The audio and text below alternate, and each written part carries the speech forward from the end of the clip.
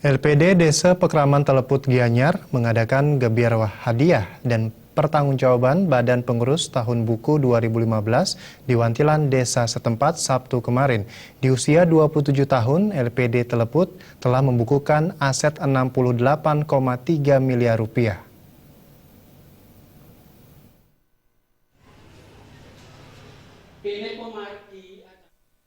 Kepala LPD Taliput Nyoman Cendekiawan mengatakan, selain aset sebesar 68,3 miliar rupiah di tahun buku 2015, LPD Taliput juga berhasil menghimpun laba 1 miliar rupiah lebih.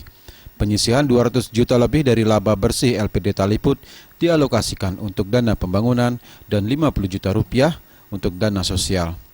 Nyoman Cendekiawan menambahkan dalam kondisi ekonomi yang cukup sulit di tahun 2015, LPD Taliput tetap menargetkan pertumbuhan 6 hingga 10% di tahun 2016. Capaian laba kita secara nominal, walaupun 2015 tercapai hanya baru 1 miliar, tentu tahun depan, tahun 2016 ini, kita upayakan ya sampai 6-10% lah peningkatannya. Tentu juga melihat situasi perkembangan perbankan juga secara umum, dan ini harapan kita LPD sangat memberikan manfaat untuk warga Desa Pekraman, sehingga kita tetap memerlukan peraturan daerah, Perda, Pergub tetap kita perlukan, juga setoran dana pemberdayaan yang 5% tetap masih kita perlukan, karena kita berpikir adalah LPD Bali, sehingga subsidi silang antara LPD yang mampu dengan LPD yang lemah akan menjadi suatu simbiosis mutualisme, sehingga benar-benar LPD kita di Bali secara umum bisa berkembang sesuai dengan harapan.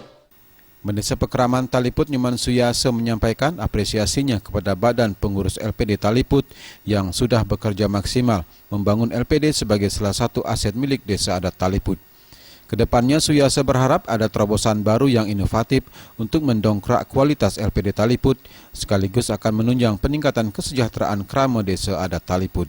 Terhadap keberadaan LPD dengan Desa Pekraman kami, sudah barang tentu ini adalah usaha yang dimiliki oleh Desa Pekraman itu sendiri, yang tentunya sangat bermanfaat dan sangat memberikan keuntungan buat krama desa kami, karena tentunya mengingat program-program yang ada yang dilaksanakan oleh LPD, di samping yaitu dana pembangunan, dana sosial, dan itu langsung kami bisa pakai dan langsung masuk ke kas krama desa.